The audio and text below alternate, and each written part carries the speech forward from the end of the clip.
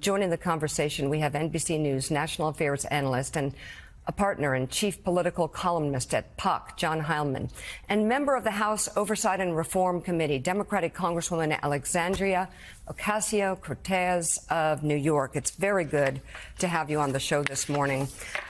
I want you to comment, if you could, on Michelle Obama's speech, but also perhaps more on exactly how women right now perhaps might be, first of all, the savior of this country, but also the vessel, the example of what Donald Trump is able to do, what he has done already, the damage he has done, so that perhaps people can understand when he's making a threat, when he's normalizing something like January 6th, it's important not to get tricked or not to think he's kidding, to believe him. Well, you know, in terms of Michelle Obama's speech, what I found to be so resonant and so effective is how much she spoke not only for women, but how much she was speaking to men and to the men in our lives who love us. And in a time right now in this cycle where there's a lot of gender division happening in our political process right now and the polarization along lines of gender, especially for young people, to make that direct appeal, because women are a very powerful force in U.S. politics right now. They're a decisive force, but we also cannot do this alone. Yeah, absolutely. And that's why I brought up that traumatized husband. Sam Stein, you have the next question. Well, Congresswoman, I appreciate you being here. I'm sort of curious as just sort of a tactical political matter. I mean, you see those speeches from Michelle Obama, and you sort of ask, you know, should the campaign be leaning even harder into this idea that men specifically have a stake in the abortion debate, that this is not just about women, that men have a responsibility to understand they too can be impacted by a post-Dobbs world? And do you think there's a resonance that happens when Michelle Obama makes these comments where younger men specifically seeking to have a family, to have a child, recognize that the stakes are there? Or is this just one of those cases where you have a unbelievably historic gender gap and you live with it? No, I don't think that we just live with this gender gap. I think we have a responsibility to talk to people and to educate and to make the case. And part of that means talking to men. We did this right after the Dobbs ruling in 2022 and saying this is not just a women's rights issue. This is an issue for men. And this is an issue for the fact that, as Michelle Obama said, when it's your wife, your girlfriend, your partner who is bleeding out and you are begging a doctor to save their life and they cannot, and if you have to walk home and raise a family on your own without a mother, that is a men's issue. And in these themes of masculinity, if we want to be leaning into them as well as the Trump campaign talks about doing, part of that is about protecting your family. And if you want to protect your family, part of that means voting for Kamala Harris and making sure that women's rights and our bodies are protected. And the first line of defense from ensuring that your wife doesn't bleed out while she's giving birth is making sure that she has the rights to make decisions over her own body. So Congressman, last night, right here in New York City, your hometown, Donald Trump held a packed rally at Madison Square Garden, and a number of speakers used downright racist and offensive language, no more so than the so-called comedian who said that Puerto Rico was an island of garbage. Can you just give us your reaction to what you heard last night, just hours and hours of frankly, hate, and what, frankly, how it could electrify this electorate? Well, there's a couple of things. As you mentioned, this was a hate rally. This was not just a presidential rally. This was also not just a campaign rally.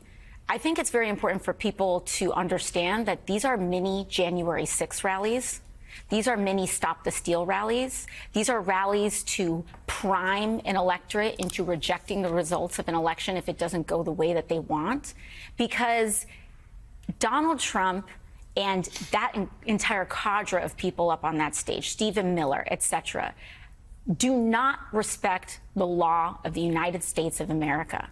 And they either want to win this election or they are using rhetoric of taking it by force. That is what they mean, and that's what they're doing when they are inciting violence and hatred against Latinos, against Black Americans, against Americans who don't have children, against, I mean, you have J.D. Vance literally talking about watering down people's right to vote, depending on if they can viably carry a child or not. We have to understand how unhinged this campaign has gotten, and the only reason that the rhetoric has gotten this far is precisely because they are trying to prime the kind of froth that led up to the January 6th attack on the Capitol. And so it's very important that we connect those dots. And right now the campaign is scrambling, and they're trying to blame this rhetoric on a so-called comedian. This is not a comedian. This is the Trump campaign. They invited this rhetoric on their stage for a reason. It was a chorus of speakers on that campaign for a reason. It was vetted, and they knew exactly who was going to say what before they went on. And so the only backtracking that they're doing right now is just because tens of thousands of Puerto Ricans happen to live in Philadelphia, Florida, Michigan, Wisconsin, and also the several swing seats in the House of Representatives that run through the state of New York, and they're just realizing that they might have made a big error by saying out loud what they're thinking. Let's be clear, politicians in Pennsylvania, politicians in Florida, Republicans, they're wildly trying to scratch back and apologize and move away from that.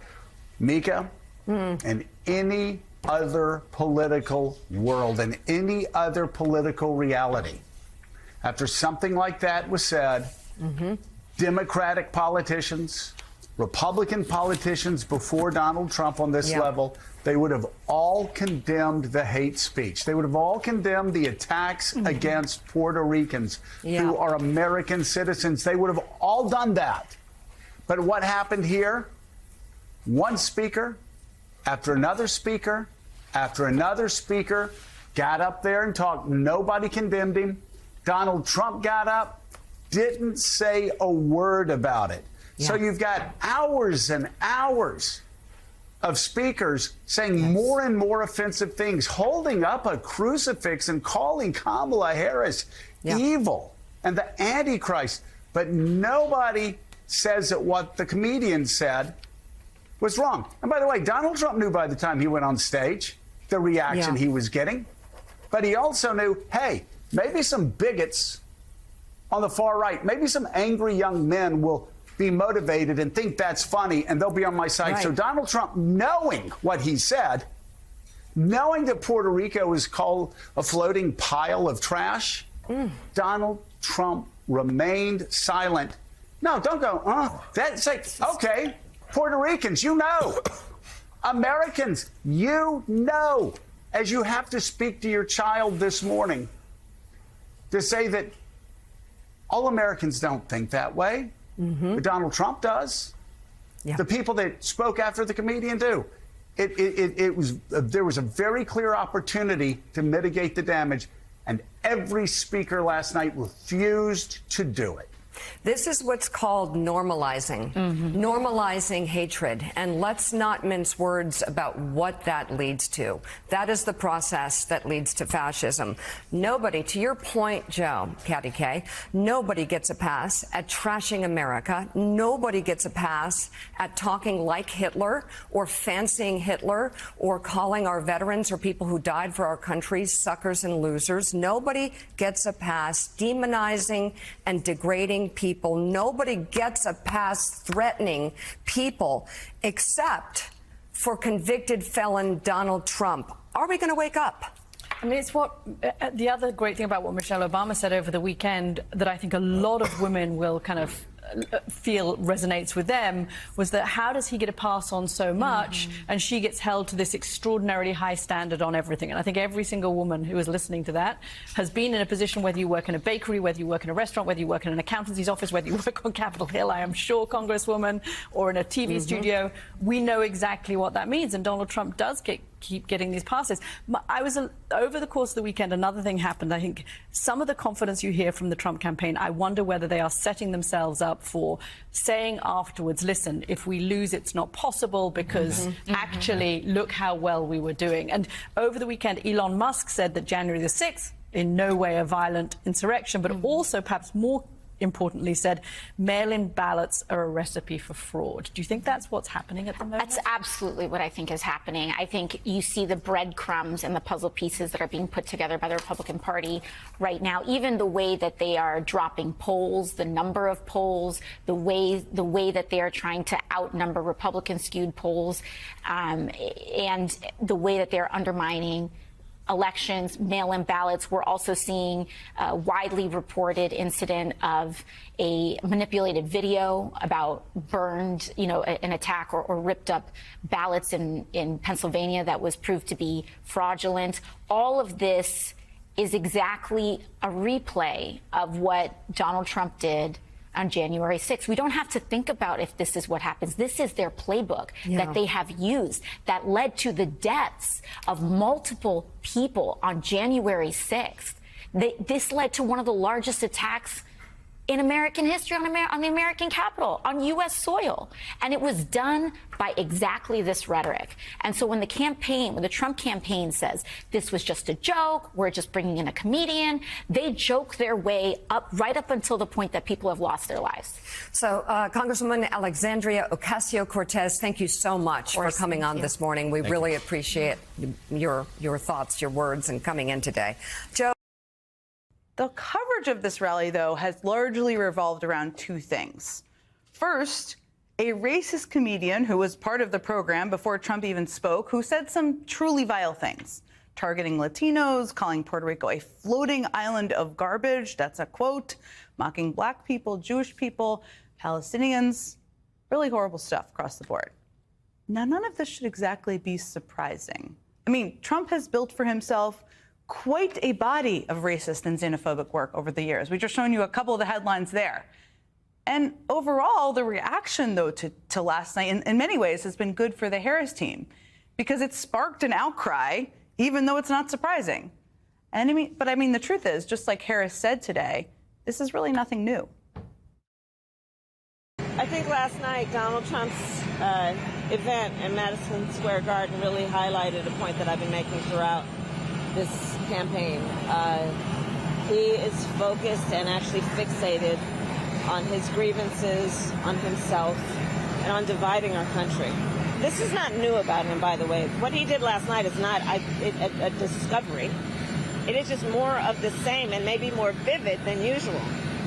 Donald Trump spends full time trying to have Americans point their finger at each other, fans the fuel of hate and division.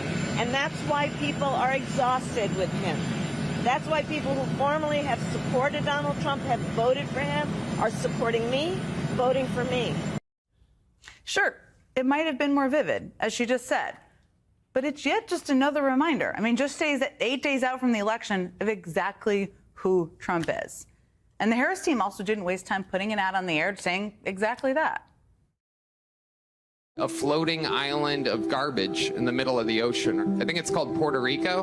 Puerto Rico. I will never forget what Donald Trump did. He abandoned the island and offered nothing more than paper towels and insults. Puerto Ricans deserve better. As president, I will always fight for you and your families, and together we can chart a new way forward. Now, besides all the racism in those 6 hours, the other big headline that seemed to emerge from last night is about a secret plan Trump said he has with his little buddy, Speaker of the House, Mike Johnson. And I think with our little secret, we're going to do really well with the House, right? Our little secret is having a big impact. He and I have a secret. We'll tell you what it is when the race is over. Now, when the two major takeaways from a 6-hour-long big closing message rally 8 days out from Election Day, or 9 days out, I guess, yesterday, are about how racist you are and speculation about your secret plans to steal an election, it's pretty clear you don't have a whole lot else going for you. And at the end of the day, this is all very revealing about what Trump and his team are thinking right now. it tells us that they think they can win like this. They think they can close out this campaign on racism and fear and hate. They think that will win. They think that will work. But if that doesn't work, then don't you worry. Trump has a secret plan with Mike Johnson. That's what last night told us. Hatred is the closing message, and conspiring with Mike Johnson seems to be the backup plan. Joining me at the big table tonight is conservative attorney George Conway, Politico White House correspondent Eugene Daniels, and former spokesman for Hillary Clinton, Philippe Reines. Okay, I will just say the vibes over here are pretty, because you're a journalist, you don't have any vibes, but these vibes are pretty calm. Yeah. Okay. But let me ask you, because I just gave my summary. I mean, it's 8 days now. It was 9 days last night. What does last night's rally tell you about Trump? Those were the headlines that emerged. It's just more of the same, except he's accelerating. He's getting worse, and the people around him are getting worse because they're just catering to his desires. And he, that comedian was the perfect warm-up act for him.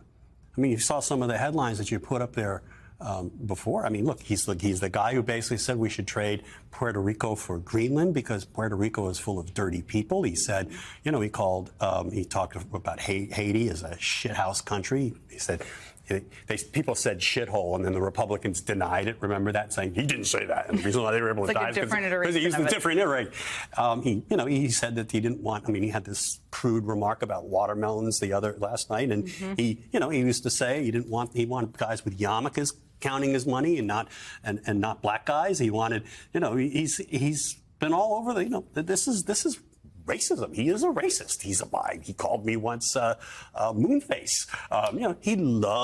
He is a complete racist. Well, I mean, some of this is why the notion that this is new or they're kind of walking away from it. I'm like, give me a break. Okay, let me ask you, Philippe, because it's hard in these campaigns at all times, but certainly the last week, and especially running against Donald Trump, which you have been in these rooms a week out of running against Donald Trump.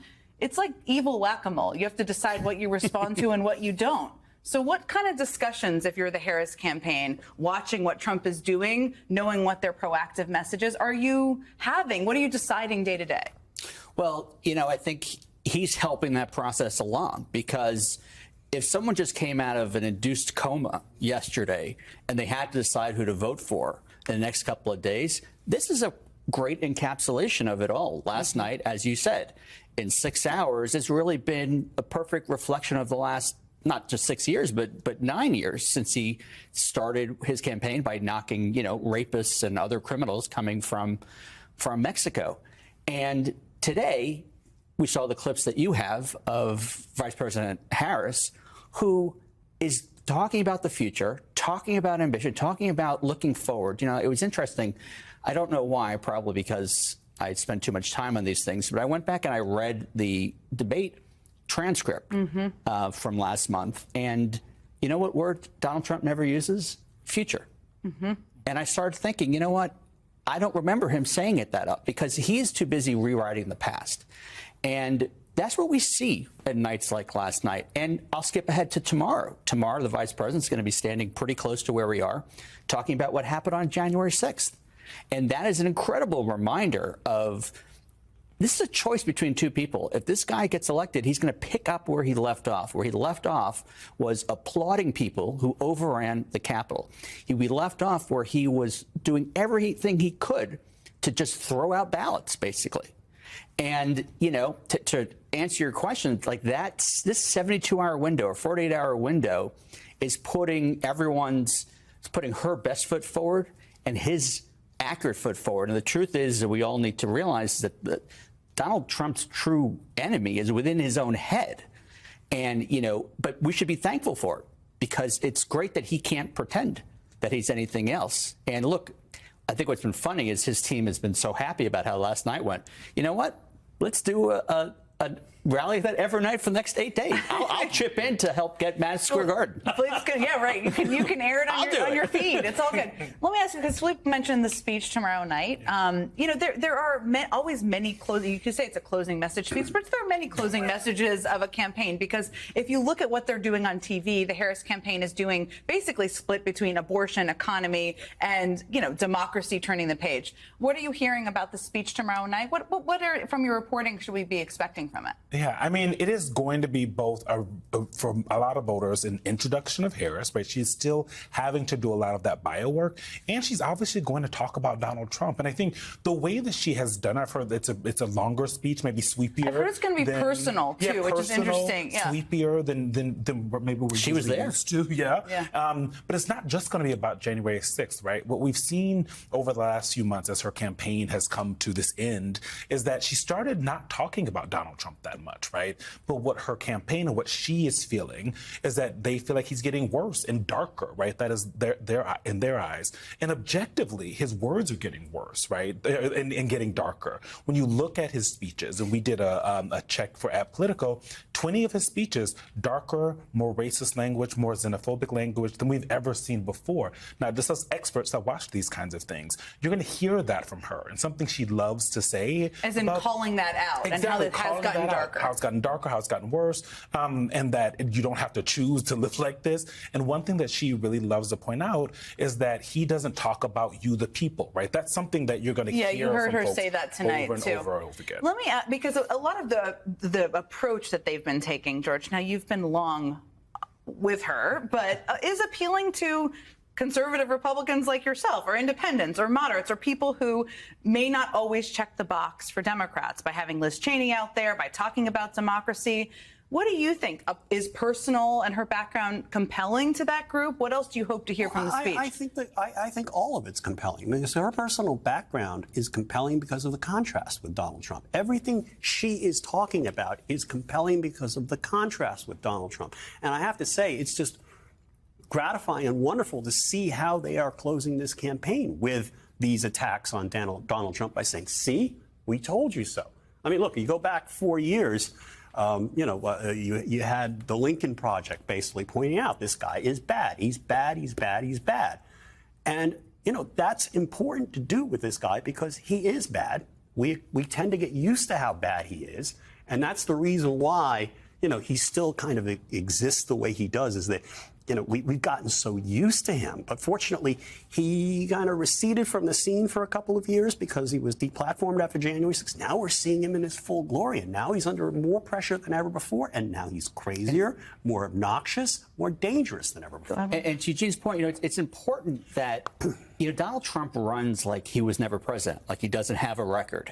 And whatever the phenomena is of people having not so terrible memories of his first term, it is very dangerous that they think that way because they think, okay, we've already seen that movie. I can live with it for 4 more years. But it's not the same movie. It's the sequel to Scream, where it's just that much bloodier. The trajectory he's on with his worst thoughts, actors. the trajectory that he's on with his thoughts, his language, his health, his mental health, his cognitivity. I mean, if he, God forbid, is elected a year from now, Joe Biden is going to have the biggest I told you so laugh in American history. And that's what people have to think about. Not just the guy who throws paper towels sometimes, and like, oh, that's funny, that's stupid, whatever it is. This guy is saying what he wants to do. I've been sued once in my life, and it was by Donald Trump. And, there are people, I mean, you're a journalist. You and I might be sharing a cell in 6 months from now. And, but people laugh it off. It's not funny. No, and they need you're right. to listen to what he's saying. And they need to realize this time that there's an apparatus around him that is more competent and more focused than 2016. They were the gang that couldn't shoot straight when they first came into the White House. They couldn't get anything done. Now they've learned, and I think they've also learned how to really just make him marginal. Like they're going to get the things done that they want, whether it's Project 2012, whatever it is. And he's just going to sit there and say, yeah, go ahead. There were no. Now, Harris is coming off a big cosign from Beyonce, who was basically one of the only cultural figures in America left who has a Taylor Swift level following. It was a big deal to get her cosign and a bigger, larger deal to get her doing that rally this weekend. The Houston singer is known for her singing, for her dancing, for her R&B, for her lyrics, and even for her recent dabbling into the country space. She is known and beloved by many voting Americans, many people who are more into music than politics, and she told her followers very clearly with Harris that voting is a powerful tool. For all the men and women in this room and watching around the country, we need you. Your voice has power and magnitude. Your vote is one of the most valuable tools, and we need you. Men across America do not want to see their daughters and wives and sisters and mothers put at risk because their rights have been taken. I see the men here, and I thank you. The men of America don't want this. That was just some of that powerful rally and the appeal. Now, you may recall we headed into the weekend covering these growing objections to the double standard in this race. It is a point that was raised, for example, by Charlemagne in criticizing CNN on their air.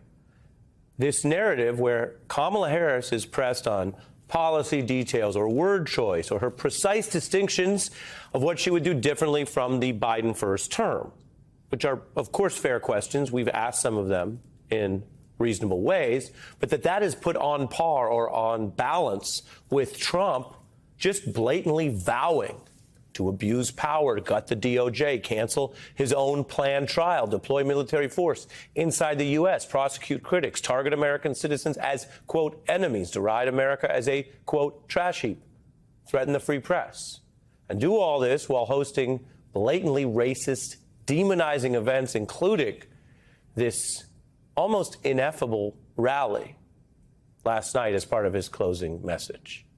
Now, we're going to get to that rally in a way, although I won't be airing parts of it on this program. But it was that contrast, which I think is front of mind for many people, which Michelle Obama really laid into at her Harris rally.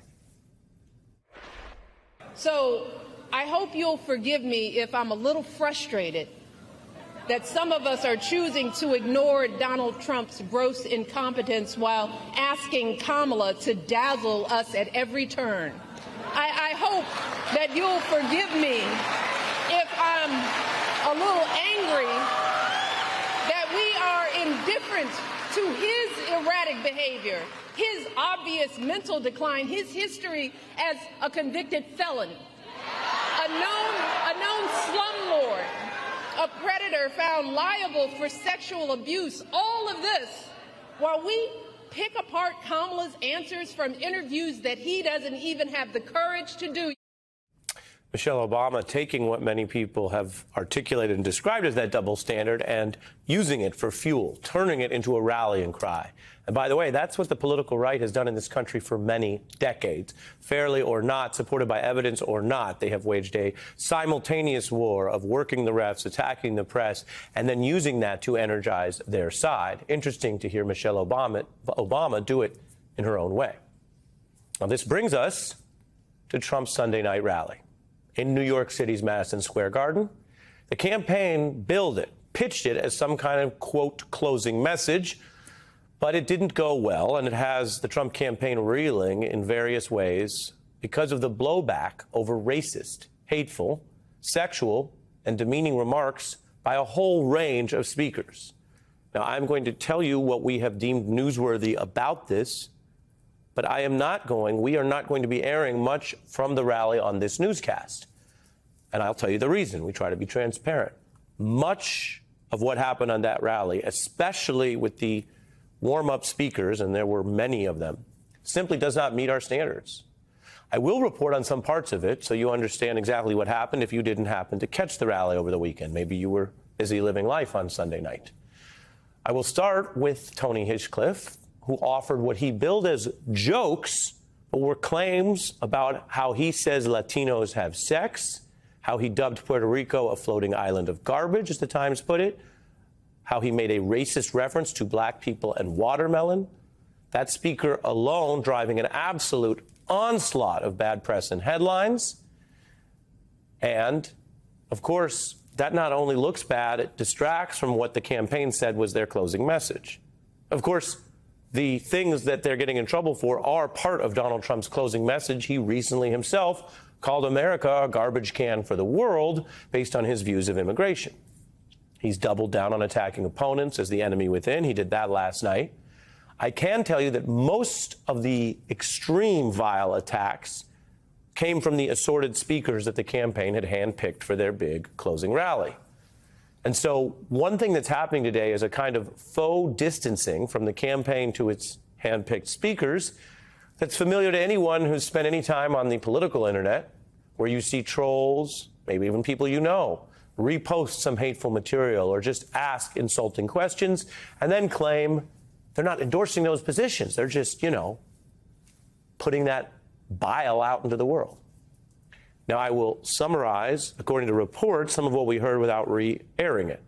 One of those warm-up speakers literally called Harris the Antichrist, another the devil, another saying she had pimp handlers, as a New York Times account summarized, another claiming Democrats are degenerates, lowlives, Jew haters.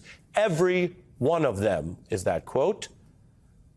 That's a claim that would actually be arguable defamation if you named specific people.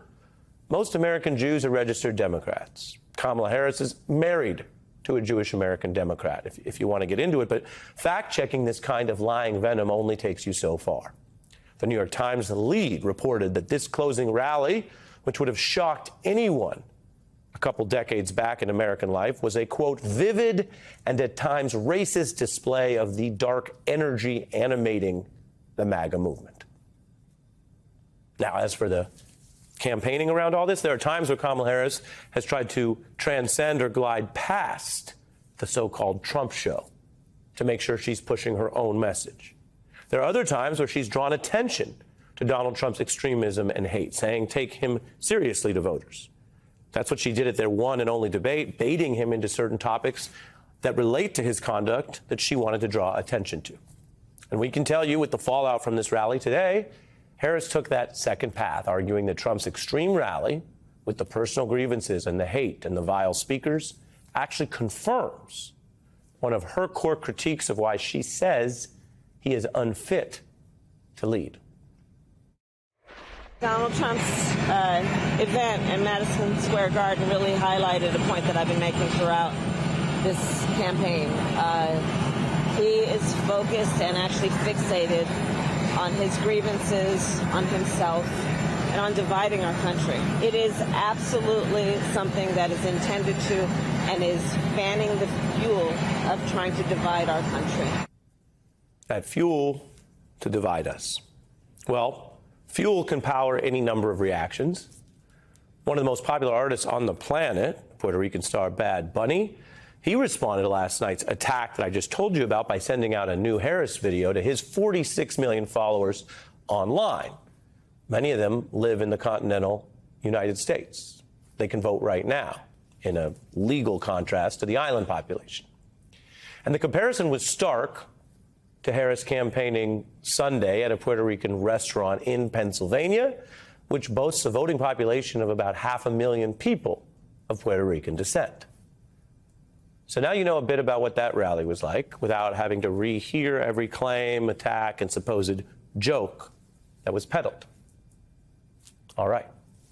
Now, on the politics of it all, the messaging and the PR of the Trump show, there are people who ask whether every Trump scandal is still a kind of gambit for attention that works in his favor. Is this that? He certainly got attention for the rally. Well, there are clear signs that this is not the Monday that the campaign wanted starting this last full week, as votes are already coming in, that these are not the headlines that it wanted. Remember, Donald Trump leads a kind of political style which never apologizes, never walks away from a fight, no matter what he and his team are accused of, including a literal insurrection. That's their mood. We know that by now. But here's something you might not have heard yet, depending on how closely you followed the news or your phone today. The Trump campaign has taken the rare step for them of trying to run away from the very speakers it booked for that big rally last night. A campaign aide going on record to now say the line calling Puerto Rico an island of trash, quote, does not reflect the views of President Trump or the campaign. Except that it does. But politically, that is the quote, the sound of a campaign doing damage control not triumphantly embracing the outrage or the controversy or the spectacle of another over-the-top event that you can't handle and you don't get our vibe and we were just joking and that's just how we are and everyone's PC snowflakes and look at Hulk, isn't he a neat person to choose the next president or whatever? It's not that at all. What they're doing, having assessed the reaction, is what candidates and politicians do. Even someone like Donald Trump, who's always telling you and proclaiming that he's so different. Well, he's been a politician for a minute now. He served in the highest office of the land. He's on his third campaign. He's gotten the hang of running these campaigns in his own way, even if he's never actually won more votes than the other candidate. He's lost the total vote. He's come in second in the total number of American votes both times he's ran. But he and his team do know that when you mess up enough, you're always better off walking away than sticking to it, even if your larger Uber message is you never walk away. And so they're walking away from part of last night. Why is that? And what does that say about both the hate, what the New York Times called the misogyny and racism that was laid so bare last night? What does it say about that and what it takes to do something Donald Trump has never done, which is get above 47% of the country's support? And I think with our little secret, we're going to do really well with the House, right? Our little secret is having a big impact. He and I have a secret. We'll tell you what it is when the race is over. Our little secret. We show it to you because with the political version of a freak off, it's easy to lose that little reveal, right? Donald Trump bragging to the crowd in front of a podium that he and his pal, Speaker Mike Johnson, have a secret, a plan for, quote, after the election. And given Mike Johnson and his Republican allies' track record, Liz Cheney calls him the architect of the legal plot behind the insurrection. When it comes to disrespecting the will of the American voters, it's raising alarm bells about the threat that may loom should Republicans in Congress hold any power come 2025. Mike Johnson might be the man to do all of Donald Trump's bidding this time to overturn a potential election defeat. And again, don't listen to us. Here's Liz Cheney. I do not have faith that Mike Johnson will fulfill his constitutional obligations. And if you just look at what he did in 2020, he knew, and he knew with specificity, that the claims of fraud that Donald Trump was making and that he was repeating, he knew those to be false. We had very clear and specific conversations about that. He knew that courts had specifically found that those claims were false. He has a record repeatedly of doing things that he knows to be wrong, that he knows to be unconstitutional in order to placate Donald Trump. I think it's very important that that the Republicans not be in the majority in the House come January 2025. Congressman, your thoughts about Liz Cheney's warning? Well, I agree that the Republicans should not be in the majority in 2025, and I'm confident that we're going to take back the House. But, you know, January 6th was my third day on the job. Like, my colleagues and I saw firsthand the insurrection that Donald Trump inspired on January 6th. But what was even as troubling as the insurrection itself was the fact that half of the House Republican Conference voted to decertify the election, even after experiencing a violent assault on the U.S. Capitol. And that was mostly out of fear of Donald Trump. And that fear has only deepened. Donald Trump's grip on the psyche of the Republican Party has only tightened in the 4 years since January 6th. So I completely agree that the Republicans have no business governing what has been an ungovernable House under their leadership. I know, like, my head knows that everything he's saying is true, but my gut's like, look at him. He slurs, he sways, he reveals the secret plot to steal the election from podiums, and they're all in. It's especially when generally what you talk about on the presidential stump is your plans, like the audacity that people are like, well, Kamala Harris needs to tell me more about her plans. And it's like, he's telling you that his plans, which he's supposed to sell to you so he has a popular mandate in order to enact them, is a secret with a guy who has an actually incredibly perilous place within his own caucus, who you are now promising is going to be there, which means you think you're winning the House. And on top of that, You think that he is going to continue to lead this caucus, even though at every turn they have tried to kick him out? It is not a secret. It's a threat. And we all hear and understand what it is that they're saying. Tim. Yeah, well, just 1 second of levity. Please. The only good news. God, please. I was just sitting there watching that, and I was like, one thing we know for sure now, there's no aliens, and we went to the moon. Because if there were any big secrets that, like the government has, Donald Trump is not capable of keeping them, so... Which is actually terrifying, right? That is terrifying. I mean, That's the other true. big That's a story in the terrifying way to news look at it. is that he's going to skip the background check process. So, I mean, at every level, like even the jokes about Donald Trump are scary. Dang, you brought me back down. That's true. It is ominous. Look, I don't. Who the heck knows what secret he's talking about? The plan to send this thing to the House and have 26 House delegations install Donald Trump as president is not a secret. Right. So I don't know if that's what he's talking about or not. But if it is, we're all in on it. And so, I think that there's the one piece of good news from the midterms is that the Republicans really failed at controlling a lot of these state legislatures and governorships. I mean, imagine if we were in a situation where Kerry Lake is the governor of Arizona and they had a MAGA speaker, right? So thank goodness that thanks to Roe and thanks to the Republicans putting up these lunatics in 2022, the Democrats running good races. The Democrats running good races. Like that threat, I think, is a little lower than it could have been. Right. But the plan, that's still their that's still what they're going to try to do. And the only way to defeat the plan is what I think is so amazing in all the conversations I have, like in my normal life on the weekends, is that none of this has happened yet. Election day is next Tuesday. And so if any of this sounds icky to you, vote. I want to. Okay, Tom, the Michigan Secretary of State's office reports that 1.7 million voters have already cast a ballot in that state. Put that in some perspective. What are the numbers that you're seeing tell you?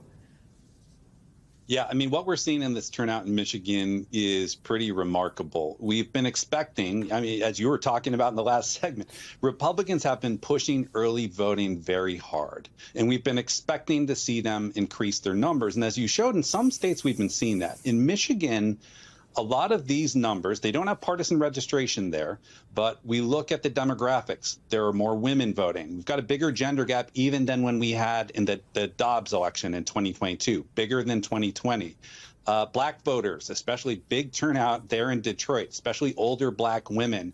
They're a bigger share of the early vote than we saw 4 years ago. So those are good early signs. Still lots of votes to be cast on Election Day there, but good early signs for the Harris campaign. Yeah, and how does it traditionally hold? And I ask this because now we seem to have like a better mix, right, of a reflection of what the larger voting population is. You've got more than 44 million Americans already voting, more than a quarter of the total that was cast in 2020. And I know it's still early, but is this sort of a better indication, maybe, of where things might be on Election Day? Or you just say, who knows? Yeah, I mean, it's still a bit of a question. It's been a roller coaster. As you noted, in 2020, the early vote was overwhelmingly, not just in Michigan, but around the country, it was overwhelmingly Democratic because Donald Trump told his supporters that vote by mail was a form of fraud. Now that you're seeing Republicans come back into the process, as they used to do before Donald Trump was around, it will be more balanced. The expectation is still that Election Day will lean more Republican and the early vote will lean more Democratic. It's just going to be less of a stark polarization than we saw 4 years ago. So, Adam, I want to play for you what the Harris campaign chair, Jen O'Malley Dillon, had to say about what they're seeing with the early vote. Take a listen.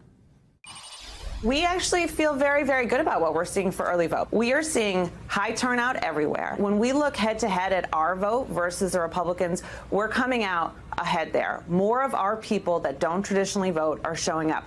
Just in the last 2 days in Clark County in Nevada, for instance, where Las Vegas is, we have seen higher youth turnout in the last 2 days than we've seen at any other point this cycle. You mentioned Michigan. We had 145,000 voters vote early just yesterday alone. So, Adam, you know a little bit about Nevada because you worked for the late Senator Harry Reid. I wonder what you make of the turnout there and Michigan. Yeah, I think this is my 8th cycle, I think, observing close elections in Nevada. So it's I've been through this a few times before. And I want to zero in on one thing that Jen said in that clip you just played, which is she focused on turnout among people who don't frequently vote. And I think that is one of the positive signs for Democrats, because it's not just about turning out people in the early vote, because if you're just turning out voters who vote on election day, you're doing what's called cannibalizing your election day vote. And I think there's some of that going on with Republicans, where this is the first cycle, especially in Nevada, where the party has cleanly emphasized early voting without any interference from Donald Trump or any contradictory messages from Donald Trump. And so you've got a lot of people turning out in the upstate places, in the rural counties in Nevada. But what we think is happening there is that those are a lot of people who probably would have just waited and voted on election day. So Republicans are cannibalizing what would normally be their massive turnout on election day, which would be an advantage for them over Democrats. What Democrats are seeing is more turnout in the early vote among people who don't normally vote, which is additive, and that increases their ultimate total there. And then on election day, you go back to the people who normally vote on election day and turn them out. So I think that's what you see as a positive sign in this early vote data in Nevada in particular, but I also think in other states such as Pennsylvania and Michigan as well. Is one of the places that I want to ask you about this question about. The Harris campaign has been intently focused on building the support of suburban voters and former Republicans, obviously, and they're hoping it might be able to counter potential losses among more traditionally Democratic voters, specifically Arab Americans, who have objected to the administration's policy on Israel. Does it work that way? Could it work that way? It certainly could. And you've seen in the polling this entire cycle that Democrats are making gains with suburban voters. And here's the thing about suburban voters is, one, they tend to live in relatively dense areas, which makes them easier to turn out when it comes to ground game. They also tend to be more reliable voters, college-educated voters are more populous in suburban counties. This is not a values judgment. It's just a fact that people with college degrees tend to be more reliable voters. So you sort of have a higher yield among suburban populations than you do elsewhere. Again, not values judgments. These are just sort of cold, hard strategic facts that the campaign is dealing with. So, you know, I think there have been signs all along that first President Biden and now Kamala Harris are making gains among suburban voters, and you're starting to see that manifest in this early vote data, which I think is a very encouraging sign.